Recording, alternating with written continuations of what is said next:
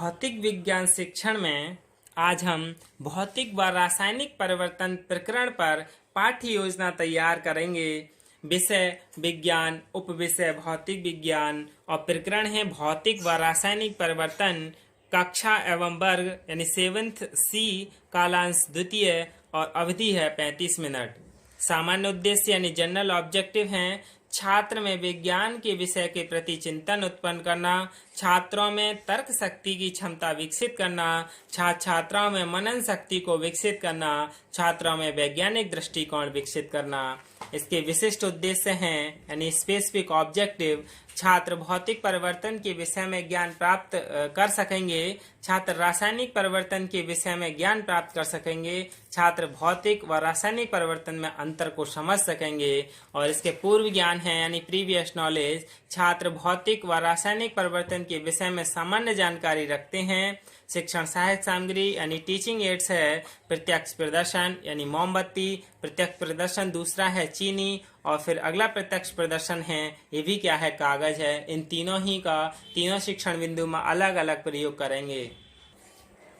इसमें 6 कॉलम है। शिक्षण बिंदु, अनुदेशात्मक उद्देश्य, छात्राध्यापक प्रक्रियाएं, छात्र क्रियाएं, शिक्षण यानी सहायक सामग्रियां और मूल्यांकन। इसमें विधि प्रविधि का प्रयोग होता है। तो 6 कॉलम्स हैं। प्रस्तावना प्रश्न यानी पूर्व ज्ञान अनुमान है। शीत ऋतु के बाद कौन सी ऋतु आती है? छात्र क्रिया होगी शीत ऋतु के बाद ग्रीष्म ऋतु आती है।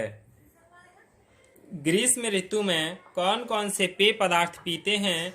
छात्र उत्तर देगा ग्रीष्म ऋतु में शरबत, ठंडा पानी आदि पदार्थ पीते हैं। शरबत कैसे बनाते हैं? चीनी, पानी, नींबू, नमक इन सभी चीजों से हम शरबत बनाते हैं।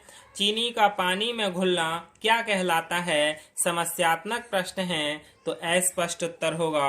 ये सब प्रश्नोत्तर प्रविधि हैं। फिर नवीन ज्ञान प्रस्तुतिकरण यानी छात्राध्यापक कथन। चीनी का पानी में घुलना एक प्रकार का परिवर्तन है। छात्रों, आज हम परिवर्तन के विषय में विस्तार पूर्वक अध्ययन करेंगे। छात्र ध्यान पूर्वक सुनेंगे व समझेंगे। कथन विधि है ये। पहला शिक्षण बिंदु भौतिक परिवर्तन है यानी पूर्व ज्ञान अनुमान। विकासात्मक प्रश्न, मोमबत्ती दिखाते हुए यानी मोमबत्ती है ये, इसे दिखाते हुए यह क्या है? छात्र कहेगा ये मोमबत्ती है। मोमबत्ती पिघलने पर किस अवस्था में आ जाती है? वो कहेगा ठोस अवस्था में आ जाती है। पिघलती मोमबत्ती का ठोस में बदलना क्या कहलाता है? अस्पष्ट उत्तर होगा क्योंकि समस्यात्मक प्रश्न है। नवीन ज्ञान प्रस्तुतिकरण या छात्राध्यापक कथन। मोमबत्ती का ठोस में बदलना भौतिक परिवर्तन कहलाता है। भौतिक परिवर्तन में पदार्थ का रूप कहलाता है, परंतु कोई नया पदार्थ प्राप्त नहीं होता है। भौतिक परिवर्तन में पदार्थ की पुनः स्थिति प्राप्त की जा सकती है। जैसे पानी है, पानी के लिए ठोस में बदल लिया यानी बर्फ बना लिया और बर्फ से पुनः वह पानी बन जाता है, या पानी से भाप यानी बाष्प में बदल जाना और बाष्प को ठंडा करके फिर से पानी प्राप्त कर लेना। तो ये क्या है? भौतिक परिवर्तन है। यानी कोई नया नहीं बनता, वह पुनः अपनी अवस्था में आ जाता है।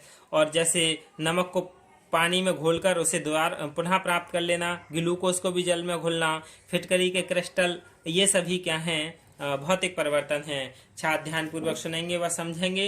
व्याख्यान विधि है और पहला शिक्षण बिंदु है पूरा हुआ तो इसका हम मूल्यांकन प्रश्न कर लेंगे कि भौतिक परिवर्तन का एक उदाहरण बताइए। छात्र बता देगा कि पानी का बर्फ बनना और बर्फ से पानी बनना, ये सभी क्या भौतिक परिवर्तन का उदाहरण है। दूसरा है रासायनिक परिवर्तन यानी पूर्व ज्ञान अनुमान। विकासात्मक प्रश्न यानी कागज, छात्राध्यापक कागज दिखाते हुए प्रश्न करेगा कि यह क्या है? तो छात्र क्रिया होगी यह कागज है। कागज के टुकड़े को जलाने पर हमें क्या प्राप्त होता है? छात्र कहेगा कागज के टुकड़े को जलाने पर राख प्राप्त होती है। कागज का राख में बदलना क्या कहलाता है? समस्यात्मक प्रश्न है तो छात्र अस्पष्ट उत्तर यानी कोई क्रिया नहीं होगी। तो नवीन ज्ञान प्रस्तुतिकरण यानी छात्राध्यापक कथन होगा कागज का राख में बदलना रासायनिक परिवर्तन कहलाता है। रासायनिक परिवर्तन वह परिवर्तन है जिसमें सामान्यता यानी जिसमें एक या एक से अधिक नया पदार्थ बनता है।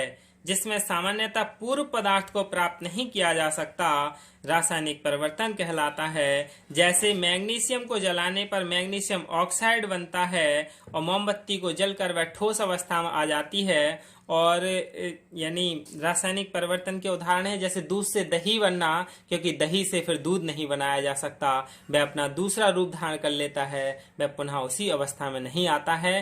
तो ये क्या कहलाता है? रासायनिक परिवर्तन कहलाता है। छात्र ध्यान पूर्वक सुनेंगे व समझेंगे। और व्याख्यान से प्रदर्शन विधि है।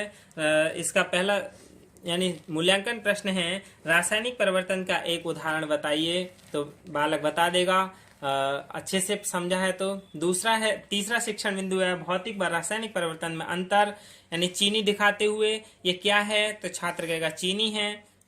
क्या चीनी गर्म करने पर पुनः प्राप्त की जा सकती है? छात्र कहेगा नहीं, चीनी को गर्म करने पर पुनः प्राप्त नहीं किया जा सकता।